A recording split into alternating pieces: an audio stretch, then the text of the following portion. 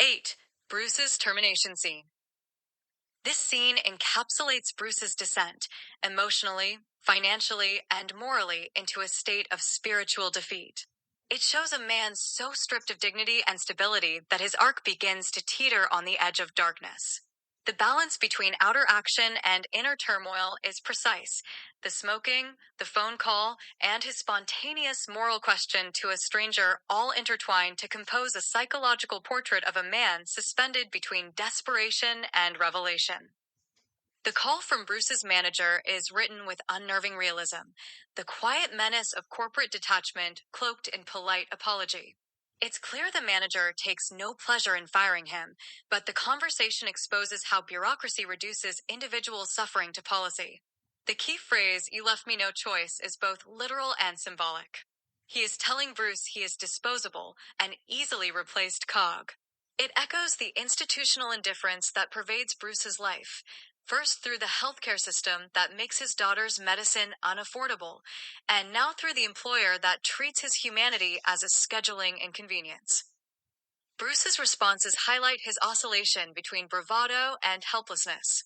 When he mocks his manager for doing some work for once, it's the last gasp of pride. His sarcastic defiance momentarily reasserts control in a situation where he has none. Yet, when the line disconnects and his world goes silent, that control evaporates. The text from Bernadette, "Ori is woke," snaps his emotional pendulum again, jerking him between crisis and responsibility. Within seconds, Bruce has gone from a man defending his pride to a father drowning in fear, from employee to outcast. The writing mirrors this collapse through sensory images: the hard drag of his cigarette, the dissipating smoke clouding his face, the muted world collapsing around him. The cigarette acts as both defense mechanism and symbol of futility, temporary calm destined to burn out. When Bruce stops a random man on the street, the story takes a turn from realism to a kind of moral hallucination. It's one of the most unsettling moments in his arc because it externalizes his internal collapse. He's no longer just talking to another person. He's essentially talking to his own conscience, externalized in the form of this hurried stranger. The question, "Would you kill someone to keep your daughter alive?" reveals the moral breaking point he's approaching. The man's response introduces a philosophical counterpoint that the story desperately needs: empathy reframed not as sacrifice, but as the preservation of innocence. His logic, refusing to trade one life for another to protect his child's moral inheritance, contrasts with Bruce's eroding worldview. The exchange exposes the widening distance between moral ideals and the fierce pragmatism born of poverty. Thematically, this encounter occurs at a precise emotional altitude. Bruce's world has been stripped of mercy, first at work, then in the hospital system. His question to the man is his subconscious grappling with the line between provider and destroyer. The story doesn't suggest that Bruce has fully crossed that line, but it reveals his growing openness to darkness. The stranger's calm rejection of violence plants a philosophical counterweight, yet it's ambiguous whether Bruce fully absorbs it or dismisses it. The fact that he stares at the burning cigarette afterward implies emotional residue rather than resolution. He steps on it not just to extinguish the literal ember, but to suppress the violent impulse that the question awakened in him. The final interaction with the hospital secretary drives the theme home in miniature. The image of her barely looking up, mechanically reciting policy, echoes the same cold pragmatism that fired him minutes ago. Her detachment, paired with Bruce's cutting parting remark, "I know how it goes already," cements a recurring motif: institutional cruelty masked as professionalism. Whether it's the company, the doctor, or a receptionist, bureaucracy always treats Bruce as a problem to manage, not a man to understand. The repetition of this dynamic makes his alienation absolute. Stylistically, this scene works because it keeps the tension contained within ordinary actions: smoking, a phone call, a conversation on the street, while letting the emotional undercurrents do the heavy lifting. The pacing mimics Bruce's own breath, slow and steady at the start, jittery through the conversation, then uneven and labored as he walks back inside. It's almost as if the story itself is breathing with him. On a symbolic level, this entire sequence functions as a transformation scene, one that strips Bruce of his last social scaffolds. He loses his job, his pride, and his sense of moral certainty within a single sequence. Every external dialogue reflects an internal dialogue. The manager represents the system that values profit over personhood. The stranger represents the moral compass Bruce is losing. And the secretary represents the impersonal world that will replace him. By the time he steps back inside, Bruce is emptied out yet walking forward, a man whose faith is fracturing, but whose love for his daughter remains the single force tethering him to decency. That quiet ending image, the extinguished cigarette on the pavement, acts as the perfect punctuation. It's an emblem of exhaustion and deferred violence, of a flame denied oxygen, but still smoldering somewhere unseen. Every part of Bruce's life at this point, from his finances to his ethics, mirrors that crushed glance at the cigarette. Everything he relies upon burns out before it can save him. 9. Katrina's abuse. This scene is a masterfully chaotic domestic crescendo where sibling rivalry, manipulation, and violence intertwine in a suffocating atmosphere of emotional neglect. It expands the Edwards family tragedy by drawing its most volatile member, Katrina, into full psychological exposure, revealing that her cruelty is driven by deep insecurity and an obsessive hunger for validation. At the same time, the other siblings, Caleb and Roland, emerge as collateral victims of both her volatility and the environment of parental absence and silent emotional decay. The opening is cinematic, both in rhythm and tone. The simple visual of Katrina returning home, expecting ordinary stillness, immediately transforms into shock when she discovers Caleb unconscious on the floor with Roland wailing beside him. The boys panic, "I killed him. I killed Caleb," heightens both terror and innocence. In that single line, the emotional polarity of their relationship surfaces. Roland's mischief has twisted instantly into guilt. The contrast between his frantic sobbing and Katrina's cold, commanding demeanor, "He's not dead, you moron, move," defines their relationship dynamic. She is cruelly pragmatic, immune to empathy, driven more by irritation than concern. Katrina's use of the ice water revival technique is a genius character moment. It's practical yet callous, clinical without compassion. Her matter-of-fact precision contrasts Caleb's dramatic awakening, which borders on grotesque humor, rises like a corpse from the grave. This blend of dark comedy and family dysfunction creates a cinematic tonal dissonance, uncomfortable yet intensely real. The audience is caught between laughing at the absurdity and feeling uneasy at the violence simmering just beneath. The house itself functions as an emotional battlefield. The mess left from the earlier confrontation is symbolic, an external manifestation of the family's degradation. Caleb's first thought is the destruction of his science project, the one piece of order and hope he clung to. His devastation, "I'm ruined now," reflects the impotence of intellect in an environment where chaos dominates.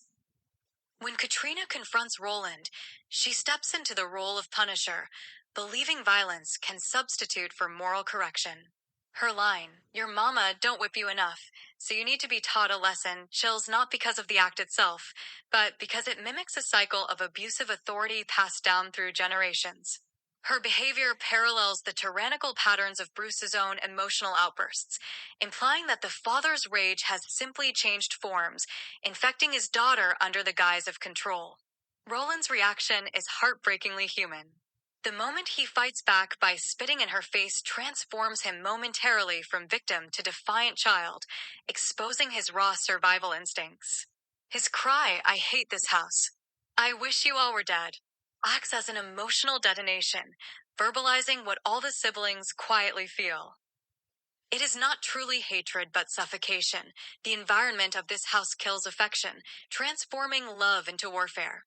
The spit, the scream, and the running footsteps form a triptych of rebellion, a desperate attempt by a child to reclaim power, even in pain. Caleb's moral response after witnessing the assault shifts the tone again, his timid logic clashing against Katrina's dominance. His hesitant protest, "That was child abuse," is met with mockery, illustrating how moral clarity cannot survive in a space ruled by manipulation. Katrina's contempt for ethical boundaries is absolute. She uses reason only as a tool for control, never for understanding. Her fixation on being obeyed over being loved, "I'm not here to be loved, I'm here to be praised," is the scene's thematic center. It distills her entire psychology. She equates self-worth with admiration, believing control equals validation. It's not just sibling cruelty, it's a reflection of how trauma breeds narcissism. The conversation that follows between Caleb and Katrina about Aurora takes the family's dysfunction into philosophical territory. Katrina's jealousy toward her ill sister is portrayed with terrifying conviction. Her belief that Aurora fakes her seizures lays bare her inability to empathize, a coping mechanism rooted in resentment. Her narrative about Aurora as a parasite consuming parental love exposes how Katrina rationalizes cruelty as justice.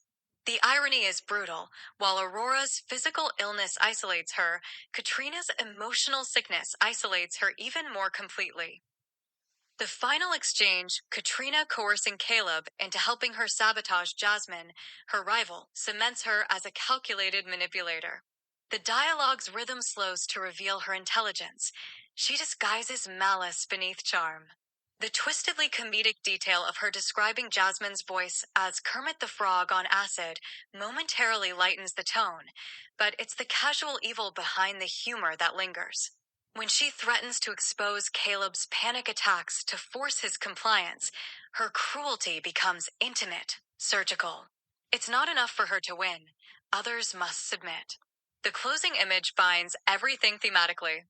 Caleb's disgust and her chilling reply, "I'm not here to be loved, I'm here to be praised," encapsulate a family dynamic built on performance, not affection. The kiss on his cheek is the perfect final gesture, an imitation of affection masking domination. It's both mock tenderness and declaration of superiority. This gesture, small but psychologically loaded, hints at Katrina's complete moral collapse, her inability to differentiate love from power. Cinematically, this sequence would be overwhelming. Shifts between frantic motion and tense stillness, laughter and screaming, cruelty and guilt, all framed in the claustrophobic confines of a suburban home. But at its core lies a brutal emotional truth. In the Edwards family, pain is inherited like property, discipline mutates into violence, and affection is leveraged as currency. This chapter makes it clear that while Bruce may believe his world is crumbling, the greater tragedy is already unfolding inside his house, through the children, who are fast becoming reflections of the broken adults they are learning from. 10. Aurora wakes up. This scene stands out as one of the most emotionally and thematically layered moments in the Edwards family saga. It intertwines tenderness, tragedy, superstition, and guilt into a quiet, heartbreaking tableau. In structure and tone, it works like the eye of the storm positioned after chaos, but carrying with it the weight of accumulated emotional debris. Aurora, frail yet luminous, becomes the fragile moral heart of the story, while Bruce's reaction exposes the despair of a man who cannot tell where spiritual suffering ends and generational sin begins. From the very moment Bruce walks in, the writing shifts in energy. The description of his mood, a distraught Bruce with a lot on his mind, primes us for confrontation, but Aurora's joyful greeting subverts that expectation. Her cry of "Daddy" and their embrace temporarily disrupt the darkness that has dominated earlier scenes. The contrast between her childlike agility with words and his heavy, inward stillness highlights the complex father-daughter bond. She is his last reminder of hope, and he is her only anchor to reality. The sensory tenderness, his kiss on her forehead, his fingers combing through her hair, underscores this intimacy. These gestures redeem Bruce momentarily. We see not the angry man or failed provider, but a father clinging to love as if it is the only medicine that works. Aurora's dialogue carries haunting brilliance. Her account of the scary blind man who hated Izzy Edwards strikes a delicate balance between delusion and inherited legacy. Whether this is a hallucination, a trauma-induced vision, or a possession-like episode matters less than what it represents: the resurfacing of the Edwards family's buried sins. The figure's grievance: Izzy robbed him and escaped justice, so revenge must flow through the bloodline, turns Aurora's schizophrenia into something mythic. It personifies generational curse, the idea that unresolved crimes haunt descendants. This moment fuses psychology and supernatural symbolism seamlessly. Aurora becomes a medium through which her family's history speaks. Her illness thus transcends medical diagnosis. It becomes existential inheritance. Bruce's reaction to this story is equally layered. His disgust, "I can never escape it, can I?" reveals that for him, spirituality and guilt are indistinguishable. He interprets his daughter's delusion as karmic retribution rather than illness, which deepens his moral despair. When he knocks the medicine to the floor, it's not just frustration, it's defiance against material solutions to spiritual wounds. This gesture encapsulates Bruce's internal fracture. He wants to believe love can heal, but he mistrusts the tools of a world that has failed him. The scattered pills become both literal loss and visual metaphor, the treatment within reach yet unaffordable, salvation visible but inaccessible. It encapsulates every form of deprivation he faces: economic, emotional, and spiritual. Aurora's mention of Uncle Calpert introduces a spectral calm after the storm. Her gentle insistence, "He says hi," turns the hospital room into a liminal space between worlds, with Aurora communing seamlessly between the living and the dead. Her childlike serenity transforms madness into grace. Even her hallucination feels nurturing rather than frightening, a coping mechanism reinterpreted as spiritual visitation. Her quote about innocence, Cal's warning that losing it cost him his life, is poetic foreshadowing of Bruce's potential moral decline. It's as if her delusion articulates the message Bruce most needs: that innocence, once lost to violence or bitterness, leads only to destruction. Whether Aurora's Uncle Cal exists or not, his warning arrives as conscience disguised as hallucination. Bernadette's role in the scene is subtle but poignant. Her interactions show a mother torn between compassion and realism, trying to preserve Aurora's optimism while internally devastated. Her gentle lie about Katrina's play, "I'm sure she did just fine," carries immense emotional weight. It reflects a parent's instinct to shield one child from another's cruelty and a momentary glimpse of emotional intelligence, missing elsewhere in the family. Her silence when Aurora apologizes for ruining the night adds to the tragedy. How do you console a child who blames herself for her sickness? That silence lingers louder than words. The conclusion, with Bruce staring at the spilled bottle, is a masterstroke of visual writing. It compresses the entire thematic journey of this family into one image: a man paralyzed between despair and love, staring at a solution that he cannot reach. The physical distance between him and the medicine mirrors the emotional distance between the life he wants to provide and the life he actually sustains. It's a quiet, timeless image, part domestic tragedy, part moral allegory. Even the narrative closure echoes futility. Bruce is close enough to touch redemption, yet anchored to the floor by the weight of poverty and inherited guilt. Aurora's good night, Daddy. Good night, Mommy. Good night, Uncle Cal, is profoundly unsettling and beautiful. It acts as benediction and epitaph in one breath. Her faith, whether delusional or divinely inspired, becomes the final emotional echo, an innocence that comforts others but isolates her completely. The repetition of "good night" symbolically closes not just her day, but the fragile peace the family will never grasp again. What remains, as the camera lingers on Bruce and the scattered white pills, is the cruel symmetry of the Edwards curse. The past intrudes through memory, sin reincarnates through blood, and love endures only as a desperate act of resistance. 11. The Edwards family household courtroom scene. This passage is perhaps the most emotionally and structurally explosive part of the Edwards narrative thus far. It fuses domestic melodrama, moral decay, and generational trauma into a sequence of overlapping confrontations that feel both painfully real and symbolically loaded. Every member of the family embodies a different psychological wound, and the morning that begins with Bruce and Bernadette simply returning home becomes an anatomy of collapse. A visual and emotional autopsy of what happens when love coexists with unprocessed resentment. The scene of the house, the Edwards home itself, mirrors the family's internal chaos. The opening description, a wreck, nothing is missing but morality, immediately sets a tone of spiritual destruction. Bruce's line, "The rapture happened inside of my house," is both bitterly ironic and deeply insightful.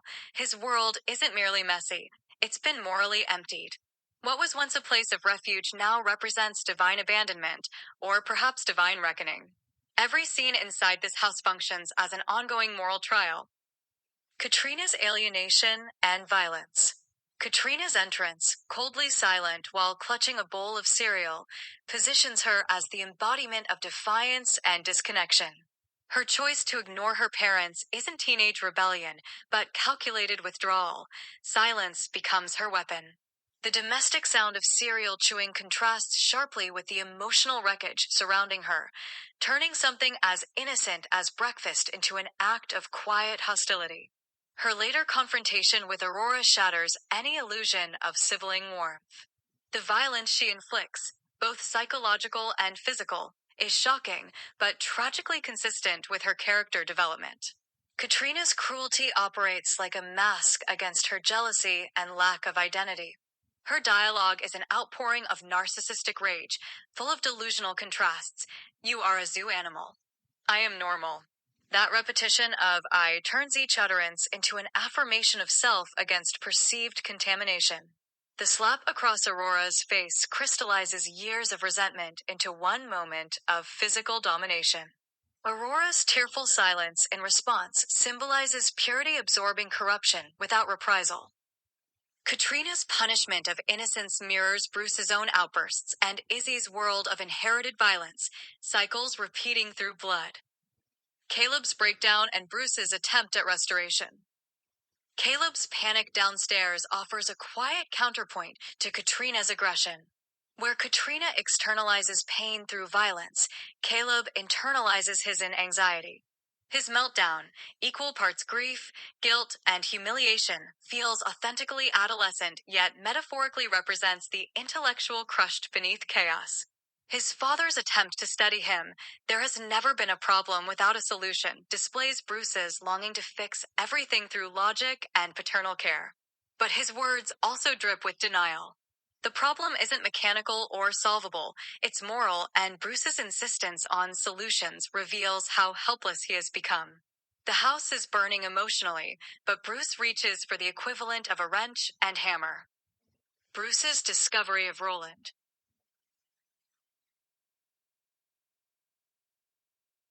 When Bruce finally enters Roland's room, the story's tension takes a heavier turn.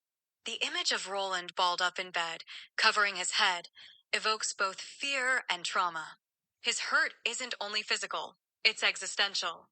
His line, "I just feel like the only time you love me is when I get into trouble," is devastating. It exposes the central tragedy of this family. Affection exists only in crisis. They don't know peace or support, they know reconciliation after conflict. Roland's longing for gentle love reveals the cost of the family's cycle of punishment and redemption.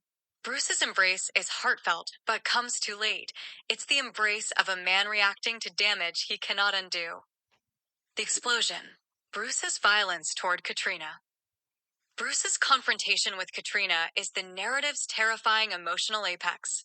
His transformation from verbally frustrated father to physical aggressor happens in heartbeats. It is an eruption years in the making. His use of strength, slamming her against the wall, feels less like rage and more like inherited possession. He becomes the mirror image of the violent authority figures he swore to avoid becoming. Even as the reader shares the horror of Katrina's earlier assault on Roland, Bruce's own brutality infects his moral victory. The power structure of punishment has reversed, but the violence remains cyclical. Nothing is resolved, only transferred. The moment plays out almost theatrically, a father and daughter locked in a tableau of mirrored fear. Katrina's cries, "I'm your child," shift the emotional stakes from guilt to survival. She wavers between self-defense and manipulation, but beneath that lies genuine terror. Bruce's morphing from protector to abuser embodies his existential failure. He cannot shield or nurture, only repeat the trauma that shaped him. Aurora covering her ears upstairs is symbolic choreography, the family's fragile innocence desperately trying not to hear evil perpetuating itself again. The household courtroom. The ensuing confrontation, parents, siblings, accusations, reads like a family courtroom drama, complete with shifting alliances and false testimonies. This tableau dramatizes a moral truth. No one in this family feels safe enough to tell the truth. Caleb's silence under pressure, torn between his father's fury and his sister's malice, represents ethical paralysis. His neutrality is self-preservation, but it becomes complicity. Roland's furious outburst, "You're a fucking pussy," is the story's moral explosion, the youngest member naming cowardice amidst corruption. It's the closest anyone comes to honesty. Katrina's manipulative recovery, playing victim under Bernie's protection, is disturbingly believable. She weaponizes her fragility with precision, exposing Bernie's blind spot, maternal guilt. When Bruce calls Aurora "my little girl," in contrast to Katrina, the divide completes itself. Katrina's hatred crystallizes into new resolve. Bruce and Bernadette's bedroom conversation. The tonal shift into quiet introspection afterward is brilliantly timed. The domestic violence just witnessed transitions into marital fatigue. Bruce's confession about losing his job bridges external misfortune and internal collapse. His monologue, "I stayed out the game, never killed anyone, and still I have a miserable life," is both tragic and biblical. He speaks like a man cursed by God, carrying ancestral guilt he doesn't fully understand. The sins of the grandfather motif ties the story's moral arcs together. Good intentions cannot cleanse inherited sin. Bernadette, ever the voice of balance, responds with compassion laced with denial. Her insistence on hope, "Put that negative energy in your spiritual bottle and toss it in the ocean," shows love trying to resist despair. Yet her faith in reconciliation feels mechanical. She views emotional healing as something to manage, not confront. Thematic resolution of the scene. By the conclusion, two visions of parenthood sit side by side: Bruce, broken but self-aware of generational curses, and Bernadette, idealistic but unable to see how deep her daughter's corruption runs. Their exchange about forging maternal bonds with Katrina exposes why the dysfunction persists. Bernadette's longing for connection blinds her to danger, while Bruce's awareness breeds justification for aggression. Bruce's final line, "wondering what truly happened the previous night," feels prophetic. The truth has been buried under fear, pride, and selective loyalty, but its echoes haunt every room. When he finally lies down to rest, his nap is symbolic, almost funereal, a man surrendering consciousness to escape unbearable awareness. In summary, this chapter layers its family's dysfunction with operatic intensity. It's about truth deferred, love deformed, and innocence devoured. Every relationship, father to son, mother to daughter, sibling to sibling, is charged with competing definitions of protection and power. The dialogue is fierce but precise, capturing raw domestic rhythms without glamorizing violence. Thematically, the Edwards family becomes a living allegory of inherited sin, each trying to break free, all doomed to repeat. The wrecked house is not just a setting, but a psychological map. Upstairs, the vulnerable and spiritual. Downstairs, the fragile rationalist. At the center, anger wearing the mask of authority. When Bruce closes his eyes at the end, it feels less like rest and more like surrender to the inevitable storm that his bloodline has carried for generations. 12. Bruce's interaction with Lysandra. This section marks a turning point in Bruce Edwards' narrative, the moment his personal tragedy begins to bleed into the world of organized crime from which he's long tried to escape. It's one of the richest, most textured sequences in the story so far, emotionally, thematically, and structurally. The dual storytelling framework, The old man Bruce interview setting intercut with the flashback pushes the reader between confession and memory, regret and rationalization. It feels like watching a man excavate his own sins in real time.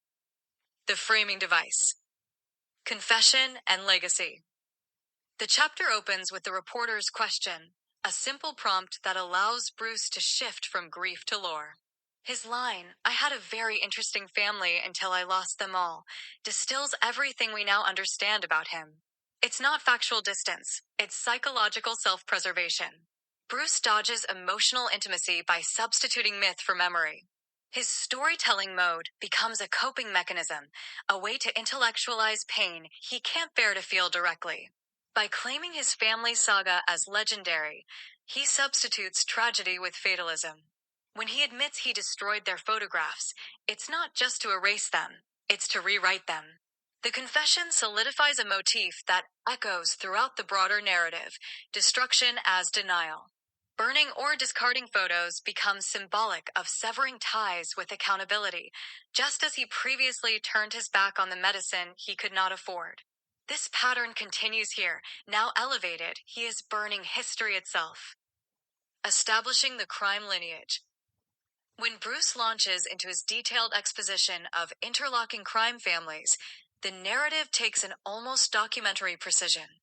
The structure resembles oral history. He is recounting an empire's hierarchy, one built by cousins, dons, consigliere, and bloodlines blurred between loyalty and fear. The names Marcelin, Broussard, Edwards, Babangida form a kind of mythological genealogy, and Bruce sounds more historian than participant. This section clarifies a powerful theme, the inheritance of sin as structure.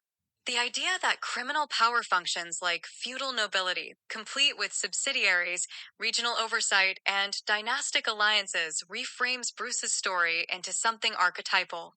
His refrain, "Keep up," signals that he is both tour guide and unreliable witness. He knows the map of corruption intimately, even though he once promised himself never to walk that path. Lysandra Marcelin, Catalyst and Mirror. Lysandra's entrance transforms the story from familial introspection into moral temptation.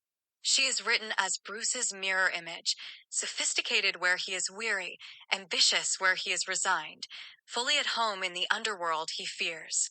Her intelligence and composure make her dangerously persuasive. Yet beneath her poise, she exhibits the same emotional need as Bruce, longing for connection, validation, and significance. Their reunion scene is an intricate dance between nostalgia and power.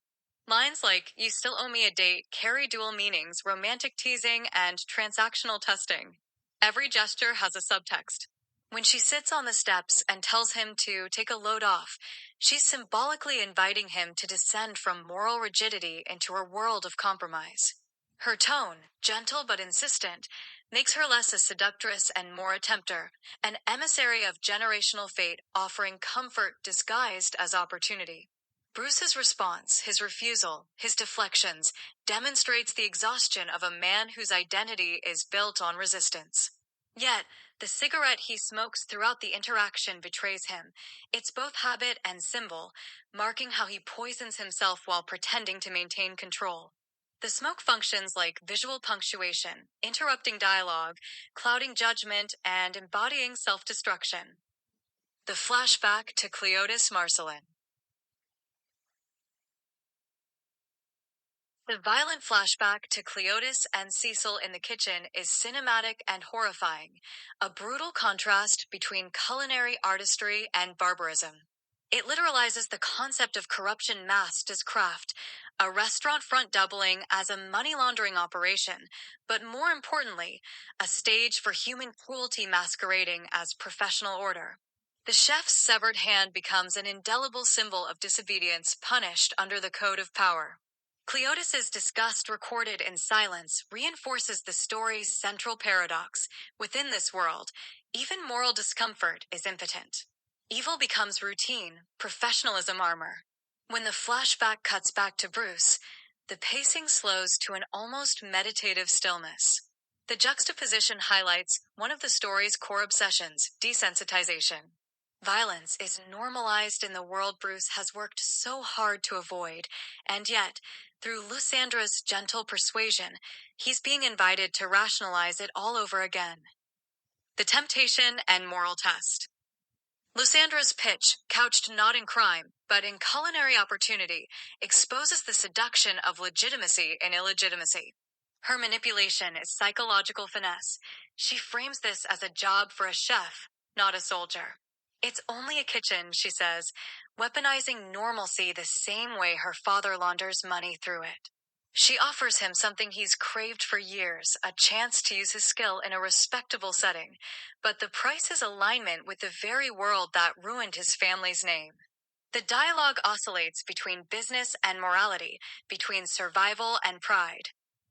Bruce's rejection of her offer, "There is absolutely no way in three hells I would ever work for your family," reveals how moral exhaustion masquerades as strength. His pride in staying clean now reads more like paralysis. The more he insists on avoiding corruption, the smaller his world becomes. He turns down real salvation because it's tainted by lineage. Lysandra's closing argument cuts to the heart. "If you truly love them, you will do anything to provide." That line reframes the entire Edward saga. Every destructive act in his family stems from that logic, love misdirected through desperation. What Lysandra frames as pragmatic is, in their shared history, the genesis of tragedy. The phone call and foreshadowing. Her phone call during the scene, revealing that Tony Gaddy flipped on us, shifts the tone abruptly from persuasion to crisis, thrusting Bruce into a half-seen world of betrayal and blood. The moment is crucial for pacing. It abruptly reminds him, and us, of what lies behind her suave composure. Her casual reaction to a potential informant being exposed, not him, no way, shows the contrast between her ruthlessness and Bruce's frailty. This incident plants the seed for his inevitable entanglement. Regardless of his refusal, the gravitational pull of that world has already resumed. Her final gesture, a kiss on the cheek and a request to "call me Monday," closes the scene with dangerous ambiguity. The kiss isn't affection, it's a brand. A symbolic seal that relinks Bruce to an empire he cannot escape. The image of the cigarette ashes carried by the wind provides poetic symmetry, the smoke motif recurring as both symbol and prophecy. What was once his private act of stress relief now mirrors the spreading contamination of fate, ashes of his autonomy scattered by forces larger than himself. Thematic core. This chapter distills three major themes: the inescapability of legacy. Bruce's bloodline defines him more than his choices. He is forever orbiting the gravitational field of his family's sins. Moral exhaustion versus temptation. His refusal to join the criminal world isn't purely ethical. It's weariness disguised as virtue. Lysandra understands this deeply and feeds it. The illusion of agency. Though Bruce seems to reject her, fate begins moving around him, foreshadowing that he will soon act out the very violence he claims to abhor.